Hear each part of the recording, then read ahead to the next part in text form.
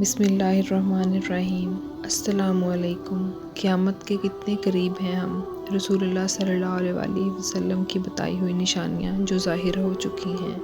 اللہ کے رسول صلی اللہ علیہ وسلم نے قیامت کے نشانات بتلاتے ہوئے فرمایا کہ اونٹوں اور بکریوں کے چرواہے جو برہنہ بدن اور ننگے پاؤں ہوں گے، وہ ایک دوسرے سے مقابلہ کرتے ہوئے لمبی لمبی عمارتیں بنوائیں گے اور فخر کریں گے۔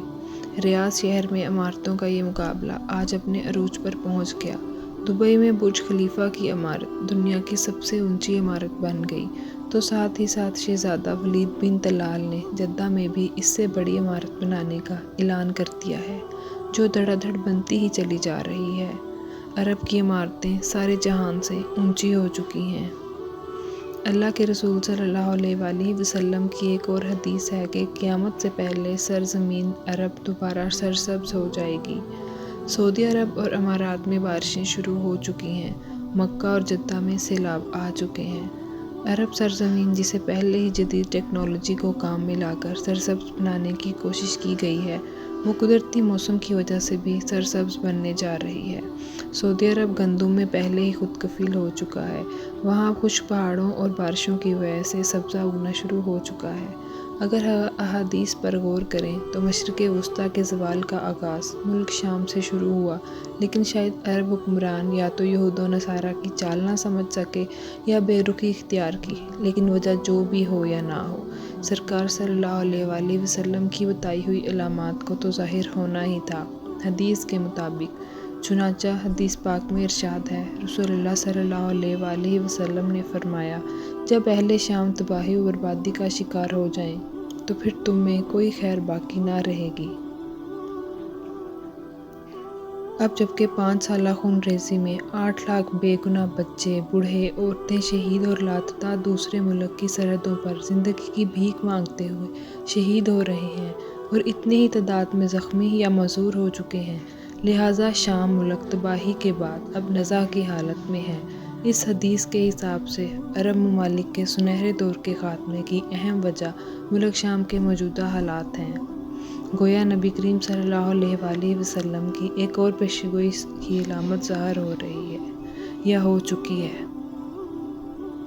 یاد رکھیں کہ ملک شام کے متعلق اسرائیل، روس، امریکہ جو بھی جھوٹے بہانے بنائے، لیکن ان کا سب کا اصل ہدف جزیرۃ العرب ہے، کیونکہ کفار کا عقیدہ ہے کہ دجال مسیحا ہے۔ اس وجہ سے لوگ دجال کے انتظامات مکمل کر رہے ہیں، جس کے لیے عرب ممالک میں عدم استحکام پیدا کرنا ہے، کیونکہ ملک شام پر یہود و نصارہ قبضہ کرنا چاہتے ہیں اور یہ ہو کر رہے گا حضرت امام مہدی علیہ السلام کے ظہور سے قبل۔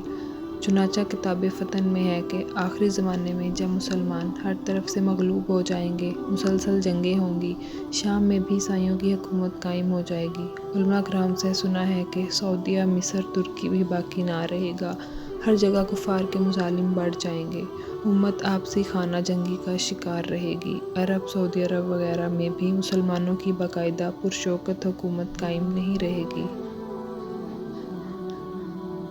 خیبر الخبر سعودی عرب کا چھوٹا شہر مدینہ المنورہ سے 170 کلومیٹر کے فاصلے پر ہے۔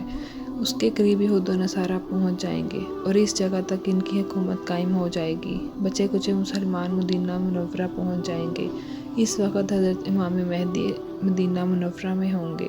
دوسری طرف دریائے تبر یہ بھی تیزی سے خشک ہو رہا ہے، جو کہ امام مہدی کے ظہور سے قبل خشک ہو جائے گا۔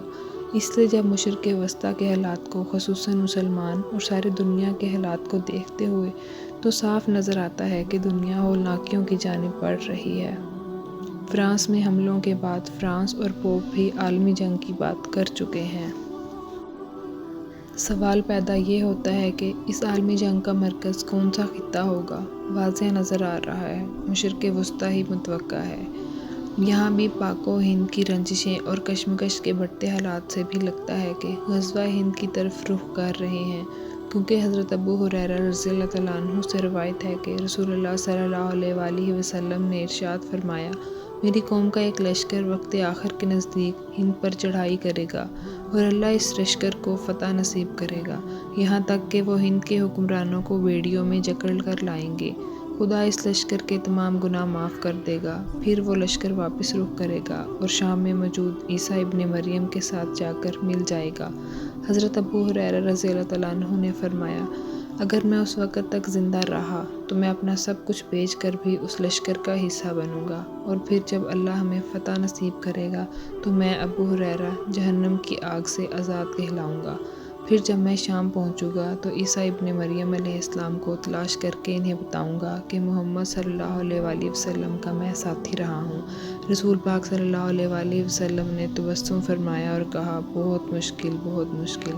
آنے والے ادوار بڑے پرفتن نظر آتے ہیں، اور اس کے متعلق بھی صلی اللہ علیہ وآلہ وسلم نے فرمایا تھا کہ میری امت پر ایک دور ایسا آئے گا جس میں فتنے ایسے تیزی سے آئیں گے جیسے تسبیح ٹوٹ جانے سے تسبیح کے دانے تیزی سے زمین کی طرف آتے ہیں۔